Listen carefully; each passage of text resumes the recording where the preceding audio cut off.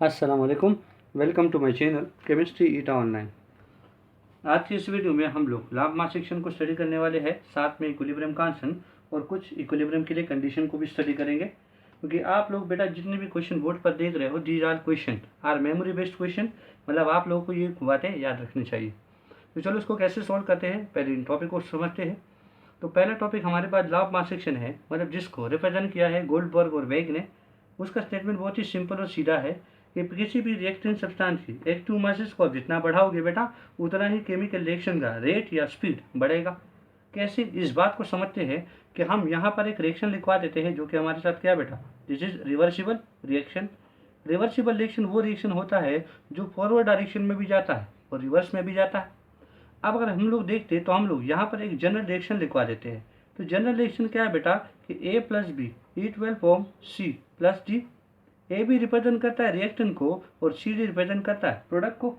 अब देखो बेटा कि हमारे साथ हम क्या करें, अगर हम लोग इन रिएक्टेंट की एक्टिव मासेस को बढ़ाएंगे, ये हो गया, अगर हम रिएक्टेंट की एक्टिव मासेस को बढ़ाएंगे तो रिएक्शन किस डायरेक्शन में जाएगी बेटा, फॉरवर्ड।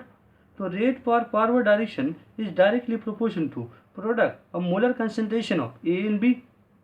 अब अगर मैं ये बात बता दूं आप लोगों को बेटा कि दिस रिएक्शन इज रिवर्सिबल, अगर आप लोग क्या कर दो, प्रोडक्ट की कंसंट्रेशन को बढ़ाओ तो रिएक्शन किस डायरेक्शन में मूव करेगी, रिवर्स डायरेक्शन में। तो rate of reverse reaction is directly proportional to the product of the active masses of product. कि जितना तुम प्रोडक्ट की एक्टिव मासेस को बढ़ाओगे तो रिएक्शन का जो रेट होगा वो रिवर्स डायरेक्शन में मूव करके जाएगा। ठीक, तो हमारे पास क्या है, इस तरीके से हम लोग लॉ ऑफ मास सेक्शन को समझते हैं। अब हमारे पास नेक्स्ट जो है वो इक्विलिब्रियम कांस्टेंट है। असल में जो इक्विलिब्रियम कांस्टेंट है वो डायरेक्ट हमारे पास यहाँ से ही निकाला गया है। अगर मैं आप लोगों को बता दूं कि यहाँ पर क्या हो गया बेटा, रेट ऑफ फॉरवर्ड डायरेक्शन, इसको रिसोल्व कर ले तो एक कांस्टेंट लगा दूंगा।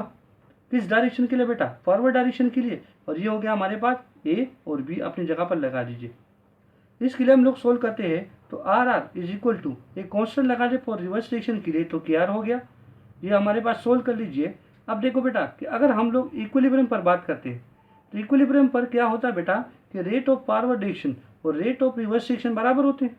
तो यहाँ पर हम क्या लिखवाएंगे बेटा कि K F into molar concentration of A into B is equal to K R molar concentration of C into D. अब बेटा अब देख दो कि यहाँ पर हमारे पास जो तो कांस्टेंट होती है, तो ये के भी कांस्टेंट और के आर भी कांस्टेंट है।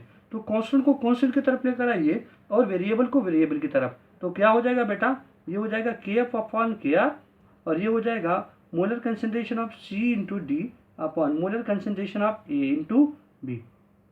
अब देखा जाए बेटा तो हमारे पास क्या है कि ये इक्विलिब्रियम पर हम बात करने जा रहे हैं। तो इक्विलिब्रियम पर फॉरवर्ड का जो रेट होगा, रिवर्स डायरेक्शन का जो रेट, वो दोनों बराबर हो जाएंगे। तो इसके हम क्या बोलेंगे बेटा, इसके लिए नए कांस्टेंट लगा देंगे। कैसी, this is called equilibrium constant.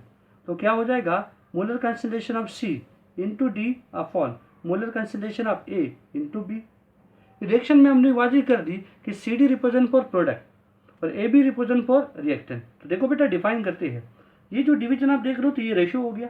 तो the ratio of the product square bracket molar concentration को रिप्रेजेंट कर रहे, सी डी प्रोडक्ट को रिप्रेजेंट कर दे, ये प्रोडक्ट है, और स्क्वायर ब्रैकेट मोलर कंसंट्रेशन को रिप्रेजेंट कर रहे और ए बी रिएक्टेंट को। तो कैसे पढ़े, the ratio of the product of the molar concentration of the product to the product of the molar concentration of reactant.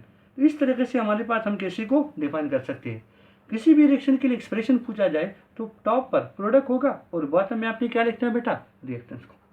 Next हमारे पास जो है कि कंडीशन, इसको किस तरीके से पढ़ ले। तो इक्विलिब्रियम के लिए कंडीशन ये होता है बेटा कि जब भी आप लोग सिस्टम में इक्विलिब्रियम को अटेन करना चाहते हो तो system must be close, system open नहीं होना चाहिए। क्योंकि अगर सिस्टम ओपन होगा तो इसमें हमारे पास मोस्टली जो रिएक्टेंट और प्रोडक्ट होगी वो लॉस होगी और उसके दरमियान कभी भी इक्विलिब्रियम अटेन नहीं होगा। दूसरा पॉइंट ये है कि कैटलिस्ट जो होता है वो इक्विलिब्रियम पर, इसका इक्विलिब्रियम कांस्टेंट पर कोई भी इफेक्ट इसका नहीं होता। ठीक, तो चलो अब इस क्वेश्चन को सोल्व करते हैं। पहला क्वेश्चन पूछा है जो ईटा 2006 का क्वेश्चन है। इसमें पूछा है कि फॉर रिवर्सिबल रिएक्शन अगर इक्विलिब्रियम स्टेट तक पहुंच जाए तो reaction is said to be carried out, reaction किस में कराई जाएगी, ग्लास वेसल में, ओपन में, क्लोज में या आयरन वेसल में। अभी तो पढ़ लिया। ये कंडीशन क्या होनी चाहिए बेटा कि जब भी इक्विलिब्रियम आप लोग अटेन करना चाहते हो तो सिस्टम मस्ट बी एट बेटा वो क्लोज होना चाहिए। क्योंकि क्लोज कंटेनर में यही बात होगी कि हमारे पास जो रिएक्टेंट और प्रोडक्ट होगी उनका लॉस नहीं होगा। मान ली यहाँ पर मैं क्या कर दूँ, मैं इवापोरेशन और कंडेंसेशन की बात कर लूँ तो अगर मान ले कि कोई मॉलिक्यूल हमारे पास है जो कि यहाँ पर हम हीट दे रहे, तो दिस विल इवापोरेटेड, और क्या होगा कि ऐसा स्टेज आ जाएगा कि इट विल स्टार्ट कंडेंसेशन। जब इवापोरेशन का रेट और कंडेंसेशन का रेट बराबर हो जाए तो we call it what, equilibrium. अगर मैं एक सिस्टम को ओपन कर दूं तो कंडेंसेशन नहीं अटेन होगा, इस वजह से इसमें इक्विलिब्रियम नहीं आएगा। तो system must be what, system must be close. तो option B is the correct answer. Second question ये पूछा है जो ईटा 2012 का क्वेश्चन है, कहते हैं force controlling the reaction are proportion to the product of reactive masses of chemical. वो तो सिंपल है, सिंपल हम लोग को लॉ ऑफ मास सेक्शन का स्टेटमेंट ही दिया है। क्या कहते हैं, वो ऐसे फोर्सेज जो एक रिएक्शन को कंट्रोल करते हैं वो प्रोपोर्शन है किसको, केमिकल की एक्टिव मासेस के प्रोडक्ट को। तो जाहिर बात है कि जब हम लोग यहाँ पर बात करें फोर्सेस क्या है, रेट, अगर वो फॉरवर्ड में जाए या रिवर्स में जाए तो वो रिएक्टिन मतलब रिएक्टिन सब्सटेंस की एक्टिव मासेस को डायरेक्टली रिलेटेड है। तो किसका स्टेटमेंट है बेटा, लॉ ऑफ मास एक्शन का।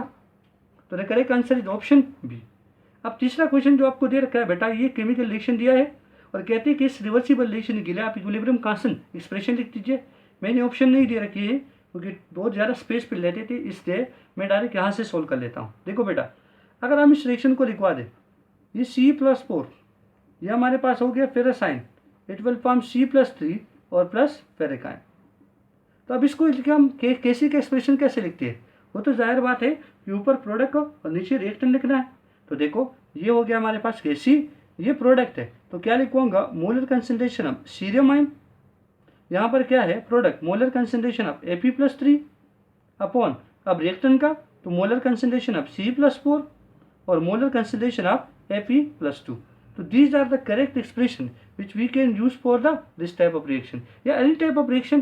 किसी भी रिएक्शन के लिए एक्सप्रेशन लिखोगे तो ऊपर प्रोडक्ट और नीचे रिएक्टेंट, कोई सी स्टाइकोमेट्रिक कोएफिशिएंट होगी तो आप उसको उसकी मतलब यहाँ पर पावर में लगा दीजिए।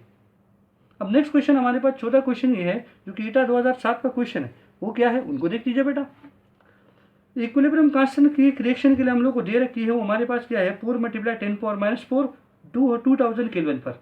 इन द प्रेजेंस ऑफ कैटलिस्ट के प्रेजेंस में इक्विलिब्रियम अटेन हो गया तो 10 टाइम पॉजिटिव हो गया। तो the KC in the presence of catalyst से 2000 केल्विन।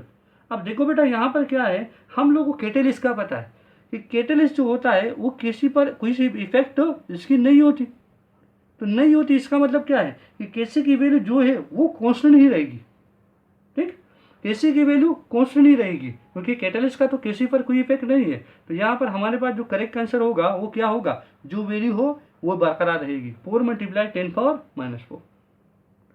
इस तरीके से हम क्वेश्चनों को सोल्व करेंगे। ये क्वेश्चन सारे मेमोरी बेस्ड क्वेश्चन थे, तो इसके लिए टॉपिक को कराना जरूरी था। उम्मीद है आप लोगों को वीडियो अच्छी लगी होगी।